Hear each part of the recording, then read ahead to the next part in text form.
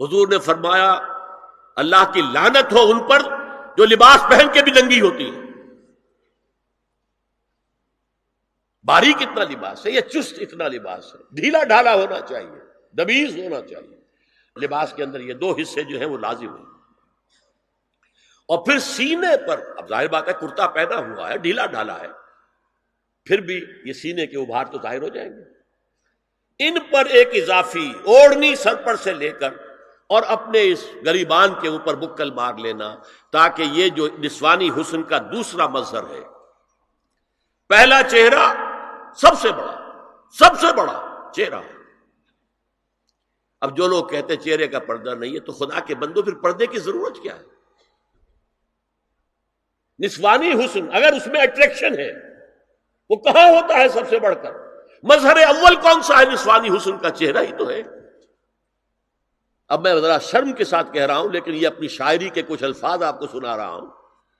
یہ لب لعلین کہاں ہوتے ہیں؟ چہرے پر ہوتے ہیں یا کہیں اور ہوتے ہیں؟ یہ عارض گلگوں یہ کہاں ہوتے ہیں؟ چہرے پر ہوتے ہیں یا کمر میں لگے ہوتے ہیں؟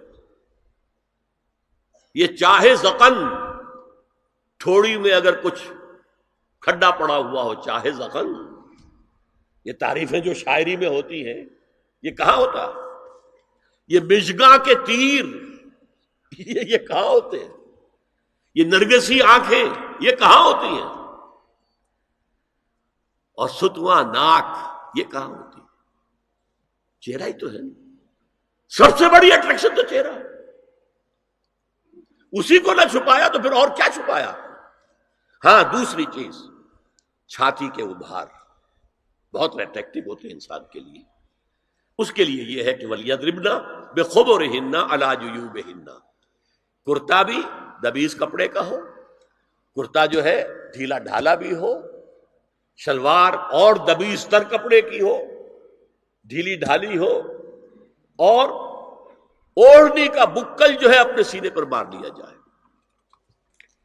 اب اس کے بعد فرمایا وَلَا يُبْدِينَ زِينَتَهُنَّ إِلَّا لِبُعُولَتِهِنَّ. اب یہاں یہ زینت کا لفظ آ رہا ہے چہرے کے لیے، اور چہرے ہی میں کچھ سنگھار بھی ہوتا ہے. کوئی سرما لگایا ہوا ہے، فرض کیجئے کسی اور طرح کا کوئی زیور پہنا ہوا ہے، گلے میں پڑا ہے، کانوں میں بندے ہیں وغیرہ وغیرہ، یہ زینت چہرہ اور اس کے ساتھ کوئی بناؤ سنگھار کا معاملہ، جس کی کہ حضور صلی اللہ علیہ وسلم نے تلقین کی ہے. عورت کو گھر میں بن سنور کر رہنا چاہیے، شوہر کے لیے اٹریکٹیو رہنا چاہیے. خاص طور پر شوہر جب آنے والا ہے شام کو دفتر سے، اس وقت عورت جو ہے بن سنور کر رہے ہیں. اس لیے کہ اصل مقصد کیا ہے؟ جتنی بھی انسان میں سیکشول انرجی ہے وہ مرکوز رہے شوہر اور بیوی کے درمیان. یہ فلسفہ ہے، ادھر ادھر نگاہ جائے نہ. جتنا یہ بانڈ آف لو ان اسپاؤسز کے درمیان مضبوط ہوگا، اتنا ہی خاندان کا ادارہ مضبوط، صحت مند اور اگلی اولاد کی تربیت کے لیے مثبت ماحول.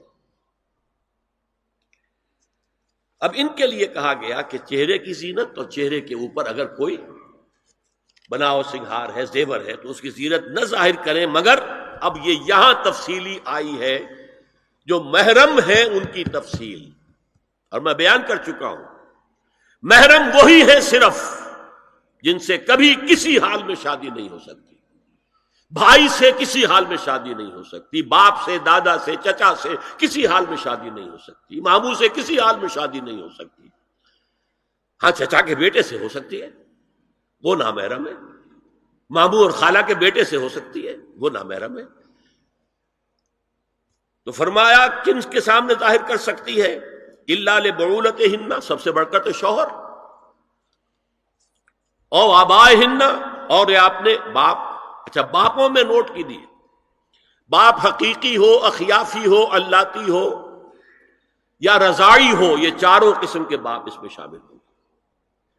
جس عورت نے دودھ پلایا تھا اس کا شوہر بھی باپ بن گیا.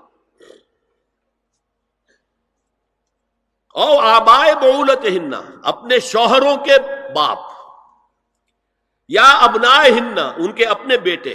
بیٹوں میں بھی آئیں گے چاروں، اللاتی، اخیافی، عینی اور رضاعی. او ابنائے بعولتہن، اور اپنے شوہروں کے بیٹے، ہو سکتا ہے شوہروں کی اور بیویاں بھی ہوں تو ان کے بیٹے بھی، جو ستیلے بیٹے ہیں وہ بھی محرم ہیں، ان سے کسی شکل میں کبھی شادی نہیں ہو سکتی.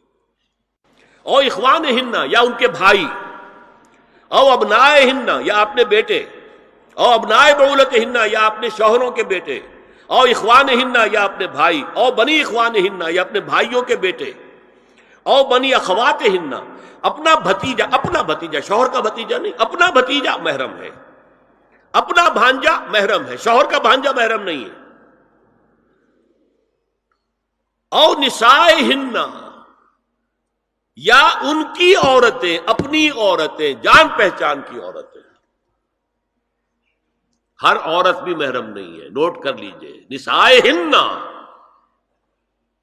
عورتیں بڑی بڑی قطامائیں ہوتی ہیں، وہ کیا کیا فتنے اٹھاتی ہیں، آتی ہیں گھروں کے اندر، کیا ذریعہ بنتی ہیں پھر پیغام رسانی کا اور خرابی پیدا کرتی ہیں.